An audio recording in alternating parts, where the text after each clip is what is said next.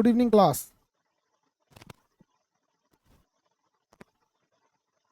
चलिए बाबू, हम आपको इससे पहले क्लास में दक्षिण भारत में बहमनी साम्राज्य पढ़ा दिए थे और विजयनगर साम्राज्य पढ़ा दिए थे, याद कीजिए।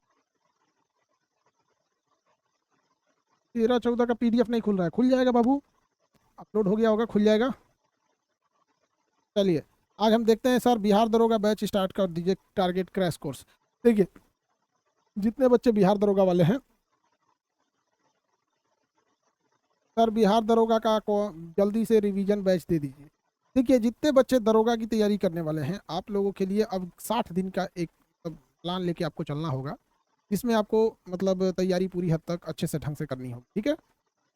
तो इसमें आप लोग के लिए पूरा बड़ा लंबा समय तक इंतजार था आप लोग को झेलाते झेलाते, लेकिन दिसंबर में एग्जाम लेगा।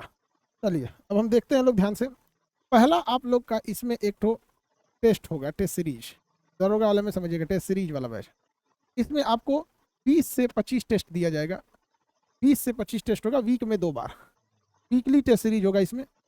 दूसरा आपका इसमें जिस तरह से बीपीएससी में विजेता बैच होता है, विजेता बैच, उसी तरह से एमसीक्यू का एक दरोगा के लिए हर सब्जेक्ट से 1000 क्वेश्चन का होगा, मोस्ट इंपॉर्टेंट हर सब्जेक्ट से, ईच सब्जेक्ट जैसे आपका इकोनॉमिक्स है, पॉलिटी है, ये सब यहाँ होगा। और एक होगा आपका 60 दिन का रिवीजन बैच, ये 60 डेज का रिवीजन बैच होगा, ठीक है। और ये होगा वीक में आपको सप्ताह में आप 2 से 3 टेस्ट होगा, 2 से 3 टेस्ट प्रति सप्ताह। तो जितने बच्चे हैं लोग, उन लोग के लिए बाबू लोग अब आप जी जान लगा दीजिए, 60 दिन टाइम है आपके पास, झोंक दीजिए अपने आप को इस 60 दिन के लिए, ठीक है। चलिए 60 दिन के लिए अपने आप को झोंक दीजिए। तो ये 3 चीज़ों पे ध्यान देना है, टेस्ट सीरीज, एमसीक्यू और 60 डेज का ये प्रोग्राम। आइए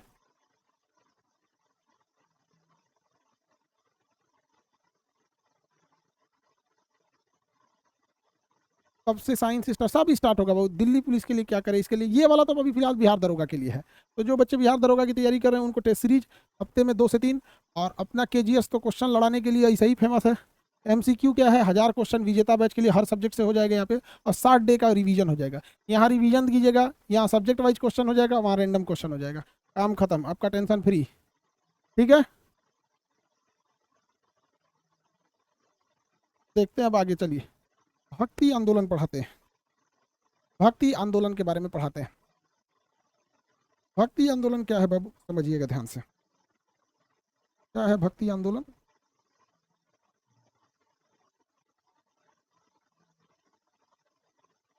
कुछ बताएंगे भक्ति आंदोलन के बारे में। देखिए भक्ति आंदोलन क्या था कि समाज में बुराइयों के प्रति, छुआछूत के प्रति, ऊंच नीच के खिलाफ, कर्मकांड के खिलाफ, खास करके बौद्ध धर्म का इतना तेजी से विकास हो रहा था, इतने ज्यादा कर्मकांड, ऊंच नीच, छुआछूत फैल गया था कि बौद्ध धर्म, जैन धर्म लोग तेजी से अपना रहे थे। तो यहाँ पर पूरी तरह सुधार करने के लिए एक भक्ति आंदोलन का प्रारंभ किया गया। भक्ति आंदोलन उत्तर भारत में नहीं चालू होकर दक्षिण भारत में चालू हुआ। अब ध्यान से समझिएगा, भक्ति आंदोलन उत्तर भारत से चालू ना होकर दक्षिण भारत से चालू हुआ था। तो भक्ति आंदोलन कहाँ से चालू हुआ, तो दक्षिण भारत से चालू हुआ था, दक्षिण भारत से चालू हुआ था।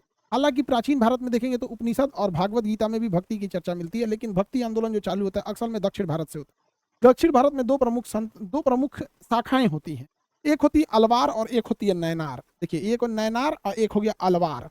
अलवार जो थे ये भगवान विष्णु के उपासक थे, अलवार जो थे वो भगवान विष्णु के उपासक थे। इसमें मुख्य रूप से 12 भक्त थे, एकमात्र महिला संत जो भक्ति थी अंडाल नाम था उनका। प्रमुख अलवार संत में कुलेश्वर, कुलेश्वर तो आगे बोलेंगे, कुलशेखर। तो देखिए ये सब आपको नहीं याद करना है। क्वेश्चन क्या पूछेगा वो आपको एग्जाम के हिसाब से पता होना चाहिए। क्वेश्चन पूछेगा अलवार संत किसके उपासक थे, तो अलवार संत जो थे वो भगवान विष्णु के उपासक थे। अलवार संत भगवान विष्णु के उपासक थे। ये दक्षिण भारत के राजा होते थे। ये जितने संत थे ये छोटे मोटे मत समझिएगा, ये त्रावणकोट के राजा हुआ करते थे लोग वहां पर। जबकि कहेगा कि नयनार संत, तो नयनार संत भगवान शिव के उपासक होते थे, नयनार संत भगवान शिव के उपासक होते थे। अब हम लोग जब थे बाबू पढ़ाई करते थे तो भूल जाता था कि अलवार क्या है, नयनार किसको मानते थे। तो ऐसे याद रखिएगा, भगवान शिव की 3 आंखें हैं, यानी एक्स्ट्रा नयन है, एक्स्ट्रा नयन है। तो नयन से याद रखिएगा नयनार, नयन से याद रखेंगे नयनार। तो भगवान शिव के उपासक थे। नैनार किसके उपासक थे? भगवान शिव के। नैनार संत किसके उपासक थे? भगवान शिव के उपासक थे।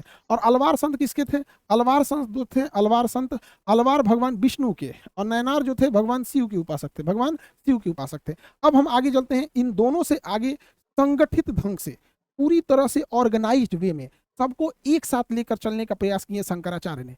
ये बहुत शुरुआत में शंकराचार्य थे, इसलिए इन्हें आदि गुरु कहा गया। आदि मतलब सबसे पहले वाले, जैसे आदि मानव, मानव में भी सबसे पहले, आदि पुराण, पुराणों में भी सबसे पुराण, समझ में गया? तो आदि गुरु शंकराचार्य थे। शंकराचार्य ने देखा कि धर्म के अंदर बहुत सारी कुरीतियां फैल गई हैं, अलग अलग मत फैल गए हैं, लोग छुआछूत पे बहुत ज्यादा विश्वास करने लगे हैं, लोग ज्यादा से ज्यादा जैन धर्म की ओर जाने लगे हैं, बौद्ध धर्म की ओर जाने लगे हैं। इसे रोकने के लिए शंकराचार्य जी ने आए।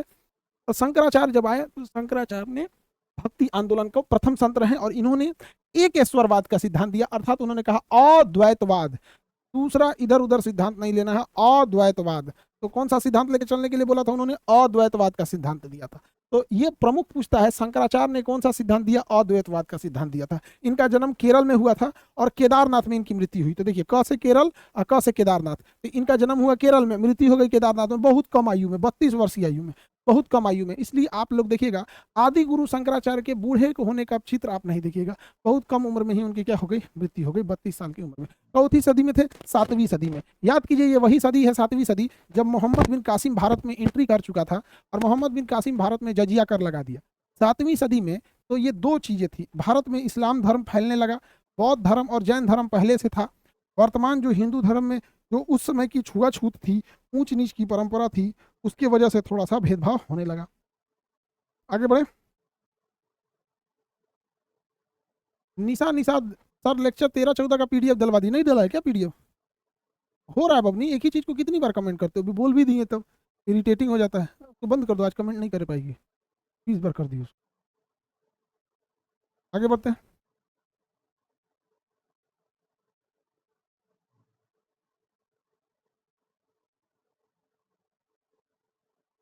चलिए, इनका जन्म जन्म केरल में हुआ, मृत्यु केदारनाथ में हो गई। इन्होंने चारों दिशाओं में, शंकराचार्य ने चारों दिशाओं में मठ का निर्माण कराया था, चारों दिशाओं में मठ का निर्माण कराया था। तो चारों दिशाओं में मठ को पूछता है, उत्तर भारत में, उत्तर दिशा में जो मठ का निर्माण कराया था, उस मठ का नाम था ज्योतिष पीठ, जो कि बद्रीनाथ में है। वहीं अगर पूर्वी भारत में देखेंगे तो गोवर्धन पीठ जो है पुरी में है, यानी उड़ीसा में है। अगर आप पश्चिम भारत में देखेंगे तो भारत के पश्चिमी क्षेत्र में, पहले आप भारत का ऐसे नक्शा बना लेंगे हल्का सा, ताकि आपको दिमाग में आइडिया लग जाए। देखिए ध्यान से, यहाँ पे तो इधर जगह ही नहीं है, ठीक है? अब ध्यान से देखिए, ये हो गया आपको चारों दिशा। यहाँ पर उत्तर भारत में इन्होंने बद्रीनाथ में ज्योतिष पीठ, अभी केवल पीठ का नाम याद रखिए, बाद में शहर का नाम याद रखिएगा। उत्तर भारत में ज्योतिष पीठ, याद रखने का तरीका, ज्योतिष के लिए दिमाग ज्यादा जरूरत है, दिमाग ऊपर की ओर होता है, तो उत्तर भारत में ज्योतिष पीठ, उत्तर भारत में ज्योतिष पीठ। ज्योतिष वाले देखते कैसे, कहते क्या ललाट तुम्हारा, किस्मत, ललाट किस्मत।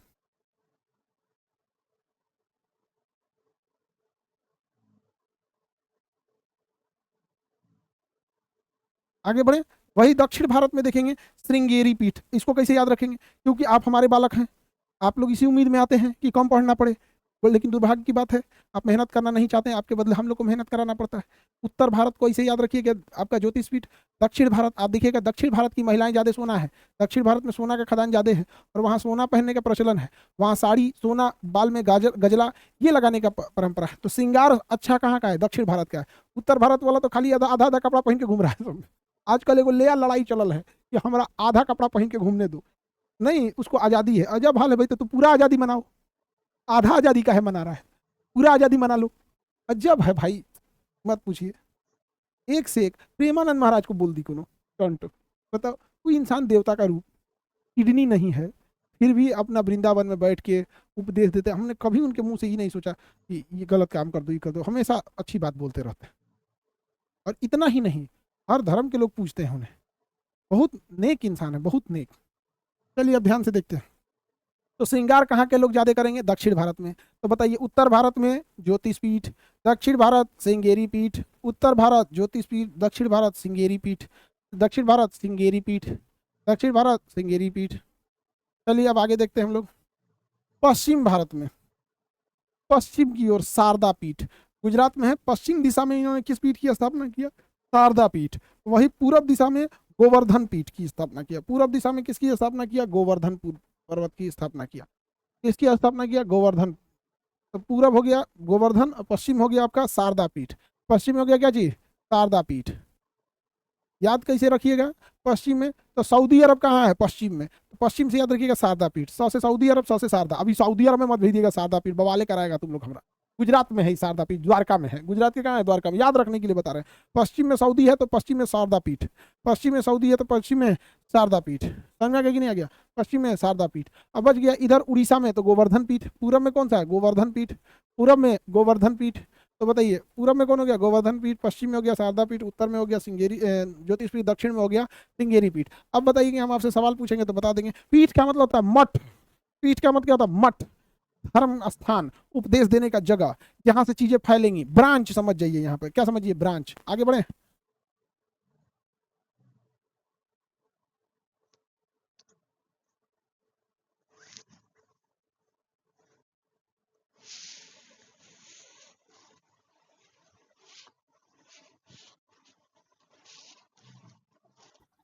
देख लीजिए ध्यान से, हम पूछेंगे अभी। ज्योतिष पीठ, सिंगेरी पीठ, शारदा पीठ, गोवर्धन पीठ।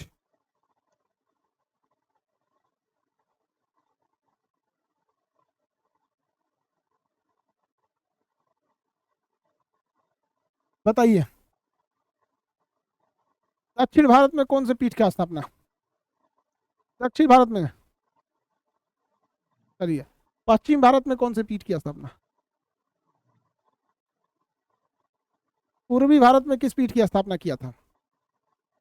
Very good. पूर्वी भारत में किस? दक्षिण भारत में सिंगेरी। उत्तर भारत में बताएंगे, उत्तर भारत में किस पीठ का निर्माण किया था? वेरी गुड आंसर आप लोग का, सब लोग का सही है। बड़ी फास्ट आ रहा आंसर। चलिए सही है, एकदम एकदम सही है। आप लोग का सब विद्वान है, सब लोग आप लोग विद्वान हैं। अब देखिए ध्यान से, हर किसी के मत का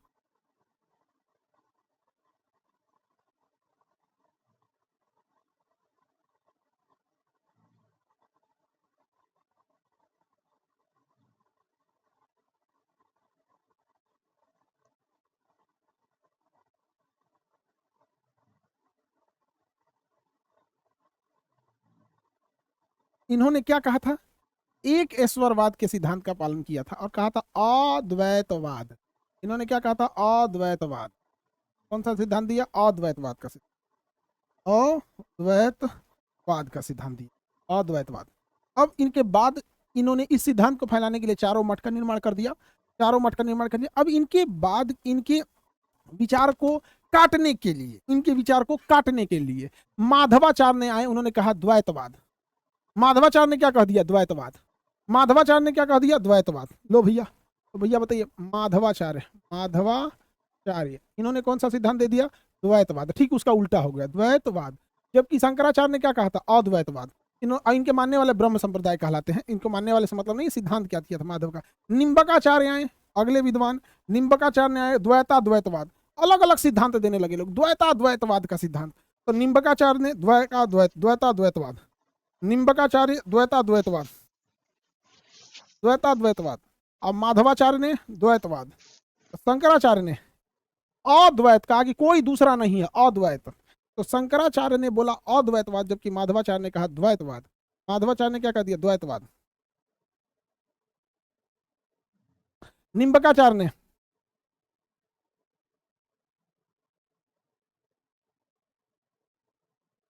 द्वैता द्वैतवाद।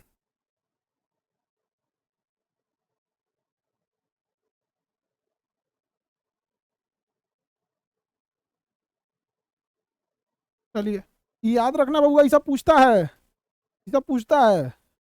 जो पूछता है वही पढ़ाई करेंगे। अगले विद्वान आए, उनका नाम था वल्लभाचार्य। इन्होंने कहा कि भैया एक हम सिद्धांत देते हैं, उस सिद्धांत का नाम रहेगा शुद्धाद्वैतवाद। हालांकि अगर आप फिलॉसफी चैप्टर को ज्योग्राफी में सॉरी ग्रेजुएशन में अपने ऑप्शनल के रूप में रखिएगा, तो उसमें इन सब के बारे में डिटेल से पढ़ाया जाता है कि शुद्धाद्वैतवाद होता क्या है। यहाँ हम लोग आपको फिलॉसफी नहीं पढ़ाने बैठे हैं, हम बस आपको इतना पढ़ाएंगे कि आपका एग्जाम निकल जाए। हमको आपको विद्वान नहीं बनाना है, हमको आपको विद्वान नहीं बना, हमको आपको एग्जाम निकलवाना है। अब आप बताइए, आपको विद्वान बनना है, बैठ के 30 साल का बुढ़ापा में बैठ के लॉज में डकई बकैती हाँकना है कि हम हई किताब बढ़िया है, वो करना है। या फिर आपको एग्जाम निकालना है, बताइए। तो इसमें विद्वान कितने लोग बनना है वो लिखिए, विद्वान बनना है जिन लोगों को लिखना है कि भैया नहीं हमको सर एग्जाम निकालना है, बड़ी दिन हो गया बेरोजगारी, ठीक है।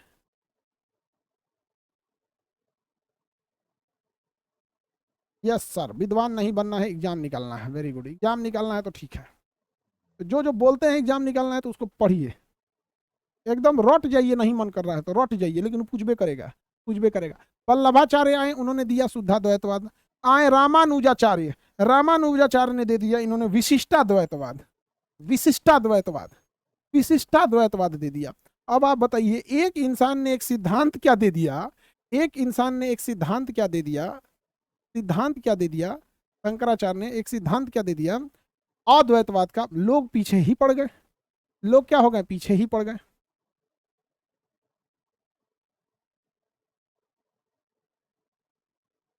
लोग एकदम पीछे ही पड़ गए।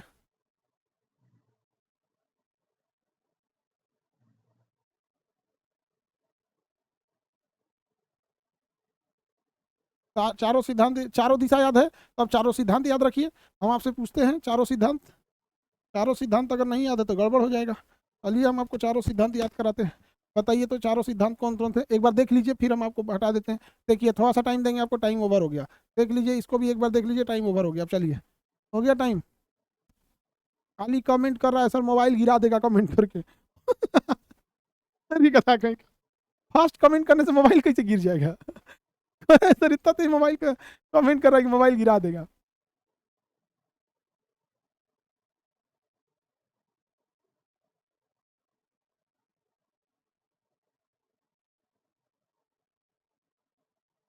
बताते चलिएगा आप लोग। सबसे पहला सिद्धांत दिया था शंकराचार्य ने, शंकराचार्य, शंकराचार्य। बताएं, हम ये लिख देते हैं अद्वैतवाद। शंकराचार्य ने दिया था अद्वैतवाद। इनको काटने के लिए चार आदमी आए थे, हम आपको नाम लिखते हैं, आप बताइएगा। बताएंगे माधवाचार्य, माधवाचार्य, माधवाचार्य ने कौन सा सिद्धांत दिया था? निम्ब,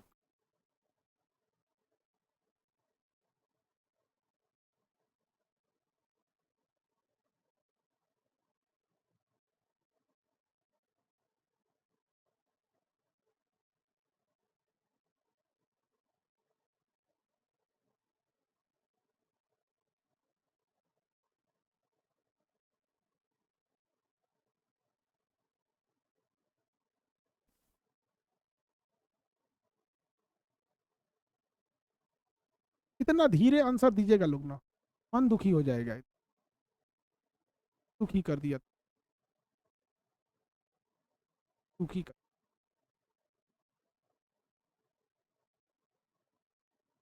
माधवाचार्य ने, माधवाचार्य ने कौन सा सिद्धांत दिया बताइए? और काट दिया द्वैतवाद, द्वैतवाद। त्र्यंबकाचार्य द्वैता, द्वैतवाद। वल्लभाचार्य ने कौन सा सिद्धांत दिया?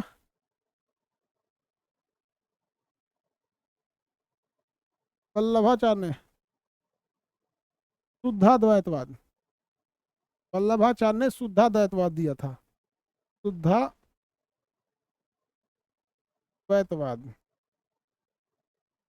रामानुजाचार्य ने विशिष्टाद्वैतवाद, विशिष्टाद्वैतवाद।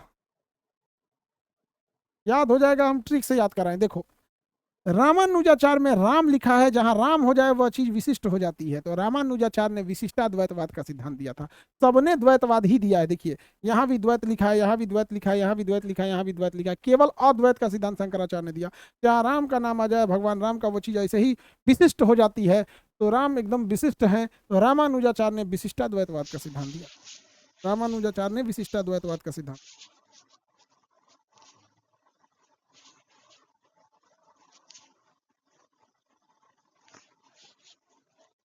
चलिए, वल्लभाचार्य, वल्लभाचार्य ने कृष्ण भक्ति में विलीन थे। वल्लभाचार्य, कृष्ण जी एकदम शुद्ध शुद्ध उपदेश दिए हैं, कृष्ण जी एकदम शुद्ध उपदेश दिए हैं, एकदम कृष्ण जी एकदम शुद्ध उपदेश दिए हैं, और एकदम शुद्ध मक्खन खाते थे कृष्ण भगवान। तो वल्लभाचार्य किसके भक्त थे? कृष्ण भगवान का शुद्ध एकदम शुद्धाद्वैतवाद दिया है।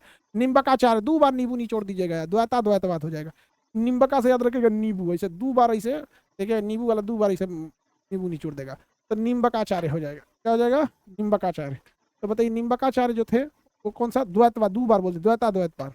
माधवाचार्य द्वैतवाद, माधवाचार्य द्वैतवाद, माधवाचार्य द्वैतवाद, द्वैतवाद का सिद्धांत माधवाचार्य ने दिया। चलिए अब हम देखते हैं भक्ति आंदोलन जो मुगलों के टाइम पे हुआ था। शंकराचार्य ने 7वीं सदी में भक्ति आंदोलन किया। शंकराचार्य ने 7वीं सदी में भक्ति आंदोलन किया था। शंकराचार्य ने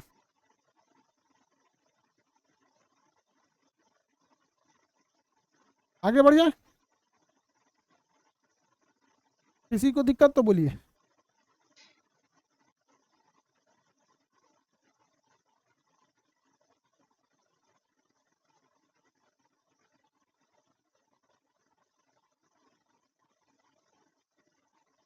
अब मुगल जब आए तो देखिए मुगल आए सब कम 13 आपको एकदम लग 15वीं से 16वीं सदी में मुगल आए सब। मुगलों के टाइम पे एक इस्लाम का बहुत तेजी से विकास हो गया था, दूसरा जाति व्यवस्था गई नहीं थी। इस समय दोबारा भक्ति आंदोलन चालू हुआ था। दोबारा भक्ति आंदोलन जब चालू हुआ तो उसमें एक शाखा थी जिसका नाम था सगुण भक्ति। कौन शाखा थी? सगुण भक्ति। देखिए ध्यान से, सगुण भक्ति थी। तो मुगलों के समय जो भक्ति आंदोलन था उसका नाम था सगुण भक्ति। सगुण भक्ति में हम भगवान की मूर्ति बना के पूजा करते हैं, और निर्गुण भक्ति में भगवान की मूर्त नहीं बनाई जाती है। सगुण भक्ति में भगवान की मूर्त बनाई जाती है, निर्गुण भक्ति में भगवान की मूर्त नहीं बनाई जाती है। हम आपसे पूछते हैं, बताइए इस्लाम धर्म को मानने वाले सगुण भक्ति हैं या निर्गुण भक्ति? निर्गुण भक्ति में कभी भी, निर्गुण में मतलब कोई भी आपको ये मूर्ति नहीं बनाई जाती। इस्लाम धर्म को मानने वाले सगुण हैं या निर्गुण हैं?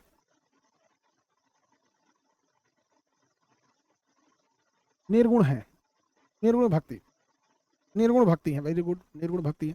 और कृष्ण भगवान और राम जी को मानने वाले, भैया भगवान श्री कृष्ण की भी मूर्त है, राम जी की भी मूर्त है। तो जिसमें मूर्ति रहती है उसे सगुण भक्ति कहते हैं, जिसमें मूर्ति रहेगी उसे सगुण भक्ति कहेंगे, जिसमें मूर्त रहेगी उसे क्या कहेंगे? सगुण भक्ति कहेंगे। तो हम लोग देखते हैं सगुण भक्ति में, सगुण भक्ति में दो शाखा होती है, राम भक्ति और कृष्ण भक्ति। राम भक्ति और कृष्ण भक्ति, राम भक्ति और कृष्ण भक्ति, राम भक्ति और कृष्ण भक्ति। तो एक एक करके हम लोग देखते हैं। राम भक्ति और कृष्ण भक्ति में जिसमें मूर्तियां बना दी गई वो होती हैं आपकी सगुण भक्ति। सगुण भक्ति में दो प्रमुख शाखाएं हैं, एक भगवान भगवान श्री राम की है राम भक्ति, एक कृष्ण भगवान की है कृष्ण भक्ति। राम भक्ति में देखिएगा तो त्यागराज आएंगे, तुलसीदास आएंगे और रामानंद आएंगे, तीन प्रमुख राम भक्त, जिसमें सबसे प्रमुख राम भक्त तुलसीदास थे। रामचरितमानस किसने लिखा है? कितने लोग बना सकते हैं? रामचरितमानस किसने लिखा?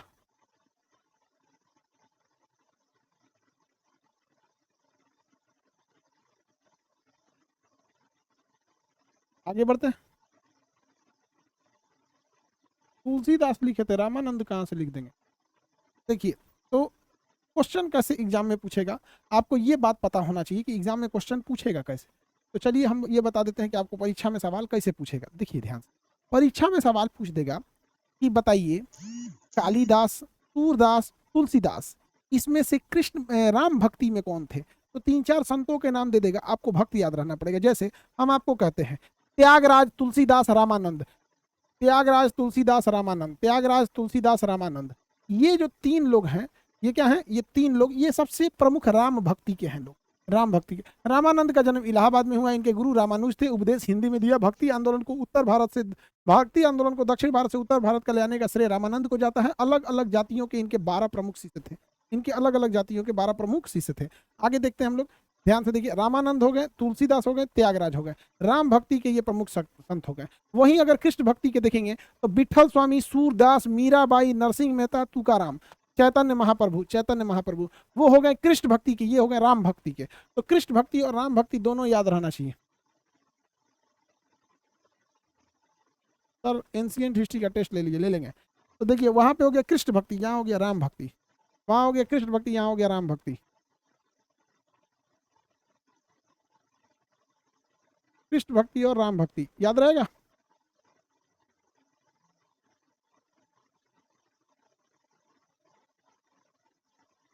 अब ध्यान दीजिए, हम पूछेंगे। अब देखो बाबू, इसमें एक समझदार जो बालक होगा वो क्या करेगा? समझदार बालक,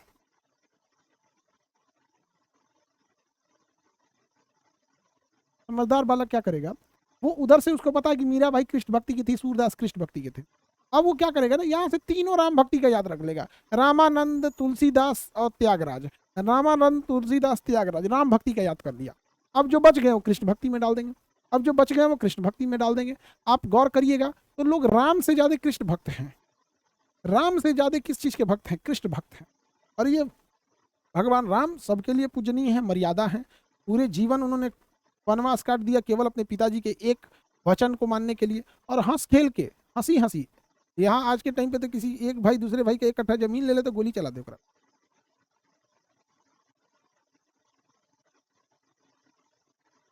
समझ में आ रहा है कि नहीं आ रहा? कृष्ण भक्त ज्यादा क्यों है? तो ध्यान से समझिए, कृष्ण भक्ति में संगीत का समावेश है, और जब भक्ति में संगीत को डाल दिया जाता है ना, तो भक्ति बड़े देर तक हो जाती है, भक्ति बड़े देर तक हो जाती है। तो देखिएगा कृष्ण भक्ति में ना संगीत बहुत है, राधा राधा, राधा कृष्ण, राधा राधा, मतलब बहुत ज्यादा है भक्ति आंदोलन, मतलब इसमें संगीत। तो संगीत कृष्ण भक्ति में ज्यादा है, और कृष्ण भक्ति की लीलाएं ज्यादा हैं। और चूंकि मर्यादा पुरुषोत्तम राम थे, इनका जीवन एकदम सादा रहा था, और वहीं भगवान कृष्ण की जीवन की अलग अलग आयु में अलग अलग लीलाएं रही हैं। राम भक्ति में देखेंगे तो बालकांड, बचपन में कुछ उस टाइप की लीलाएं नहीं रहेंगी। कृष्ण भक्ति में देखेंगे तो बचपन में माखन चोर, तो कभी कपड़ा लेके भागना, कभी गाय चरा के आना, तो कभी अपने दोस्तों में कीड़ा करना, खेलना, तो ये अलग अलग चर्चा का विषय हो जाता है। वहीं अगर उपदेश देखिएगा तो गीता पूरा उपदेश से भर दिए हैं। युद्ध देखिएगा तो महाभारत में युद्ध में कौन किसका साथ देगा कौन नहीं देगा पता ही नहीं चलता था।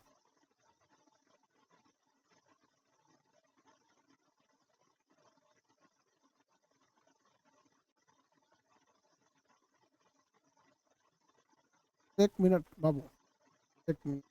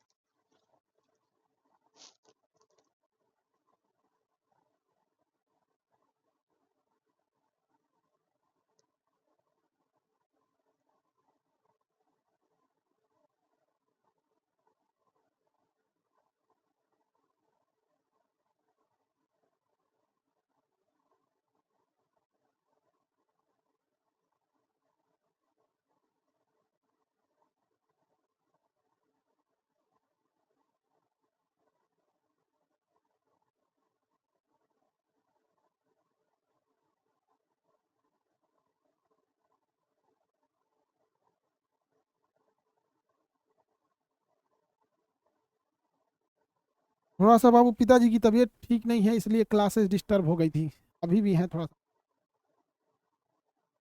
नहीं बाबू, पिताजी तबीयत ठीक नहीं है, डॉक्टर लोग का क्या, पिताजी को लेके थोड़ा सा है, पर ये डिस्टर्ब चल रहे हैं क्लासेस।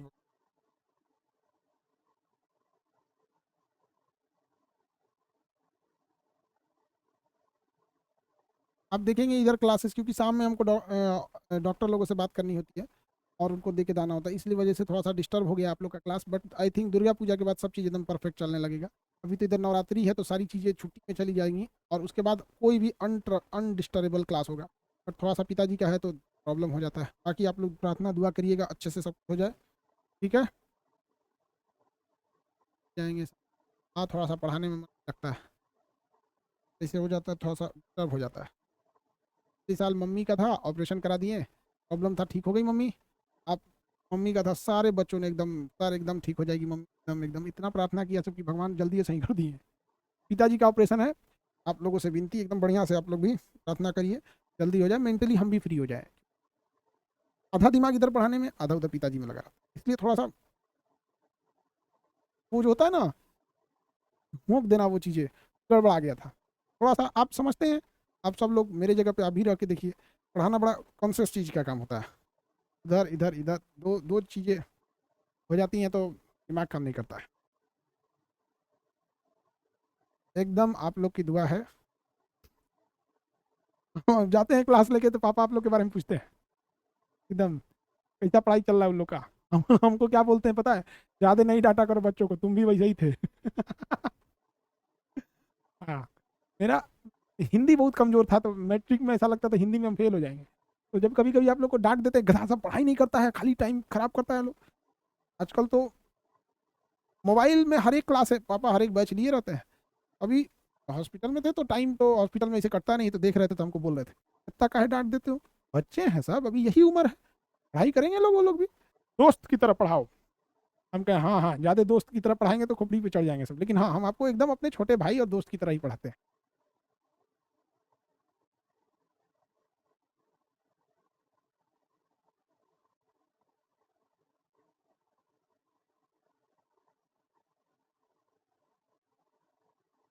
एकदम बस जल्दी एक हफ्ते में वो सही हो जाएंगे। तब तक इधर दुर्गा पूजा भी हो जाएगा, दुर्गा पूजा का समय है, माता रानी आशीर्वाद दें सब चीज़ सही हो जाए, तो फिर टेंशन फ्री हम भी आप लोग को पढ़ाएं। अभी आधा दिमाग उधर ही लग रहा है, तो देखिएगा ना हमारा जो स्पीड है थोड़ा सा वो भी थोड़ा सा डाउन हो जाता है।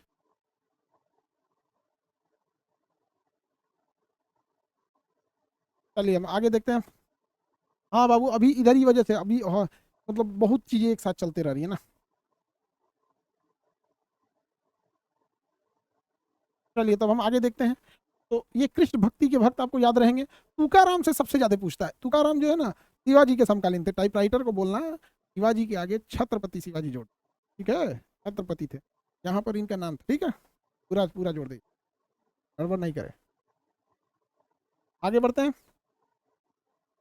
तो विठल स्वामी हो गए, सूरदास हो गए, मीराबाई हो गए, नरसिंह मेहता हो गए, तुकाराम हो गए, शिवाजी के समकालीन। छत्रपति शिवाजी के समकालीन कौन थे? तुकाराम थे। बहुत बार सवाल पूछा है, तुकाराम छत्रपति शिवाजी महाराज के समकालीन थे। और यहाँ पूछता है त्यागराज से, यहाँ पूछता है त्यागराज से, यहाँ किसे पूछेगा? त्यागराज से पूछेगा। त्यागराज किस त्यागराज थे, समझ गया? त्यागराज जो थे बाबू देखिए ध्यान से, त्यागराज राम भक्ति में, और तुकाराम जो थे कृष्ण भक्ति के। तुकाराम से कई बार पूछता है कि छत्रपति शिवाजी महाराज के समकालीन थे, छत्रपति शिवाजी महाराज के समकालीन थे। तो आप लोग को सगुण भक्ति और निर्गुण भक्ति में कोई दिक्कत?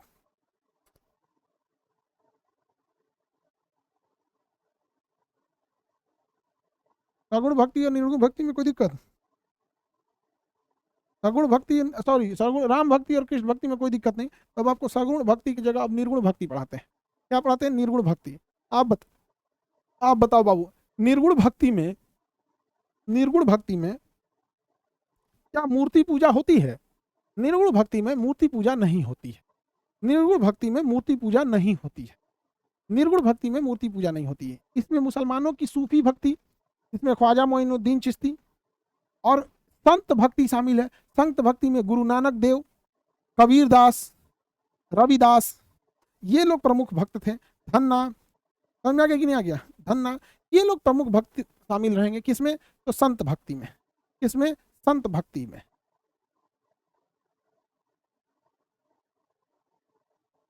संत भक्ति में शामिल रहेंगे। तो देखिए सूफी भक्ति देखते हैं, कबीर दास जुलाहा जाति से आते थे, रैदास चमार जाति से आते थे, धन्ना जो थे हरियाणा के क्षेत्र में एक जाट जातियां होती हैं, जाट, समझ आ गया कि नहीं? बड़ी भारतीय सेना में जाट रेजिमेंट है, बड़ी मार मारती है, जाट रेजिमेंट, समझ आ गया कि नहीं आ गया? जाट रेजिमेंट पंजाब हरियाणा में। ये लोग एकदम भाषा भी इनकी ना बड़ी बोल्ड होती है। और खाना खा लो सर जी। अरे तुमको नॉर्मल रहोगे तो डर जाओगे यहाँ पे। और उनकी बात ऐसा नहीं है कि आपको डांटेंगे, उनकी भाषा ही ऐसी है, थोड़ी बोल्ड बोलते हैं, खाना खाएंगे सर जी, अरे भैया खाना खा लेंगे हम। तो उनकी ना ऐसा नहीं है कि वो आपको मतलब रूड बोल रहे हैं, उनकी भाषा थोड़ी बोलो, खिलाते भी बहुत ज्यादा हैं वो लोग। तो पंजाब हरियाणा वाले लोग खाते बहुत वो हैं, समझ में आ गया कि नहीं? घी छाछ लस्सी ये मत पूछो भैया यहाँ पे। और वो होते हैं ये, मतलब देखो भैया ये किसी से उलझते नहीं है, लड़ोगे तो फिर पीटवो करेंगे ये लोग। फिर पीटेंगे तो छोड़ेगा नहीं ये लोग। हाँ, आगे बढ़ जाए, आगे बढ़ते हैं। तो देखिए कबीर दास किस जाति से आते थे? जुलाहा जाति से आते थे। रविदास जी किस जाति से आते? चमार जाति से आते। इन्हें संतों का संत कहा जाता है, संत रविदास को संतों का संत कहा जाता है। धन्ना जाट जाति से आते थे। गुरु नानक देव तो सिख धर्म की स्थापना ही कर दिया, सिख धर्म की स्थापना कर दिया। तो इसमें से सबसे ज्यादा डिटेल से अगर सवाल पूछेगा तो सिख धर्म से सवाल पूछेगा, डिटेल से अगर सवाल पूछेगा तो किससे पूछेगा? सिख धर्म से सवाल पूछेगा। जुलाहा किस जाति के होते हैं लोग सर? जुलाहा अभी ओबीसी में आएंगे लोग, अभी के टाइम पे तो जुलाहा, हाँ। अरे वो कपड़ा बुनते हैं लोग, आप देखिएगा ना, पहले कपड़े बुने जाते थे, मशीनी नहीं होती थी, तो हाथ से कपड़े बनाए जाते थे, चरखा काटा जाता था। गांधी जी भी तो वही काम करते थे ना, जुलाहा का ही तो एक तो चरखा काटने का काम। तो पहले जातियों में भेदभाव बहुत होता था, समझ में आ गया। तो ये सारे लोगों ने जातियों से भेदभाव हटाने का बहुत प्रयास किया। कबीर दास ने भी बड़ी प्रयास किया, रविदास जी ने भी बहुत प्रयास किया यहाँ पर, समझ में आ गया कि नहीं आ गया। अफसोस ये है कि इन लोग समाज को उठाने का प्रयास करते करते आज भी देखिएगा, रविदास जी को कोई बड़े जाति या ऐसे लोग नहीं मानते हैं, जो SC ST OBC है वही नहीं मानते, जबकि बहुत नेक इंसान थे यहाँ पर कबीर दास।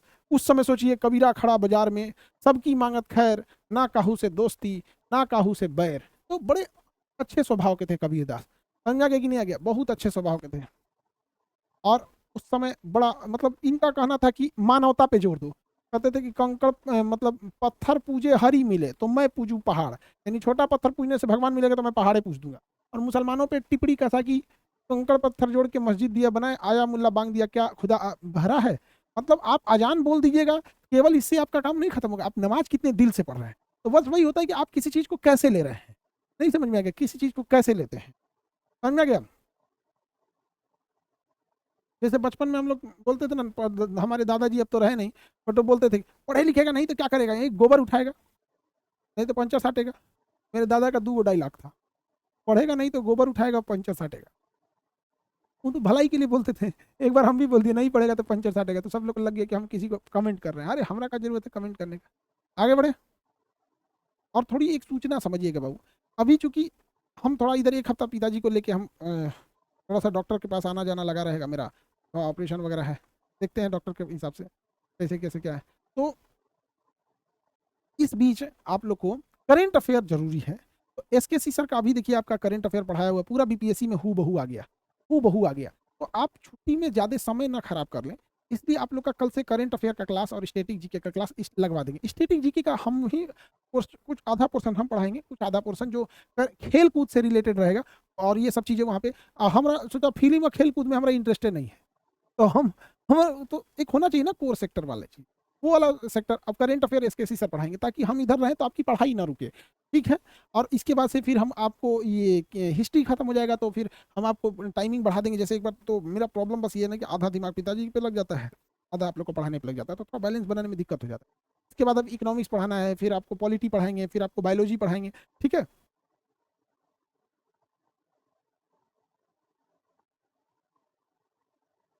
हाँ नहीं पढ़ेंगे तो गोबर उठाओगे, बकरी चराओगे, पंचर साटोगे, यही तो, ठीक है।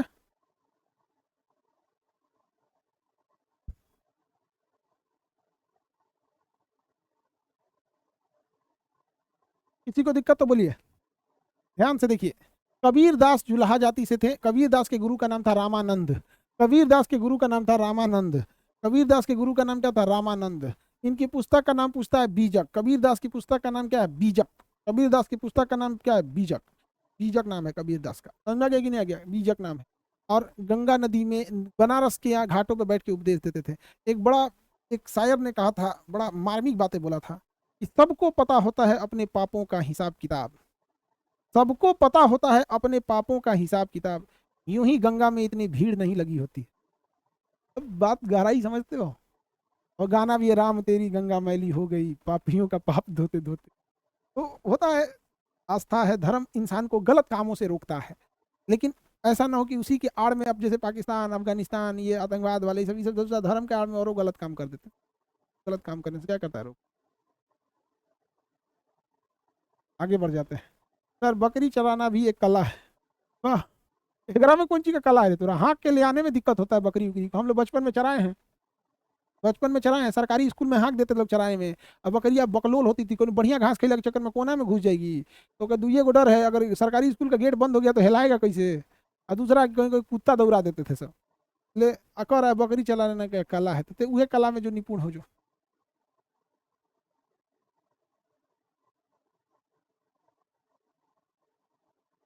आगे बढ़ते हैं।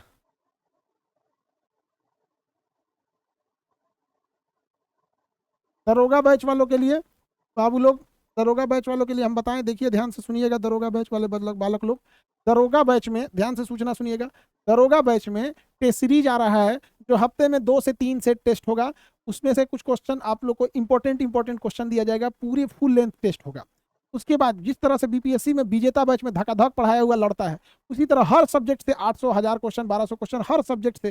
जैसे कोई सब्जेक्ट बड़ा है तो उसमें ज्यादा क्वेश्चन हो जाएंगे, कोई सब्जेक्ट छोटा है क्वेश्चन कम आते हैं तो उसमें 900 क्वेश्चन हो सकते हैं, तो ऐसे 1000 क्वेश्चन हर सब्जेक्ट से रहेंगे। तो एक ये बैच होगा, एक 60 दिन का कंप्लीट रिवीजन बैच होगा, 60 दिन का कंप्लीट रिवीजन बैच।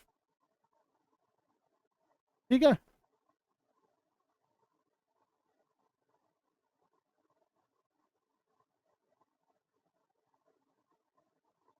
चलिए तब अब आगे का क्लास फिर आपको नेक्स्ट बता देंगे। अब आप लोग को साइंस कर रहे हैं क्या, स्टेटिक्स और करंट अफेयर का क्लास कल होगा, ताकि हम थोड़ा सा इधर बिजी रहें तो आपको पढ़ाई ना रुके। ठीक है।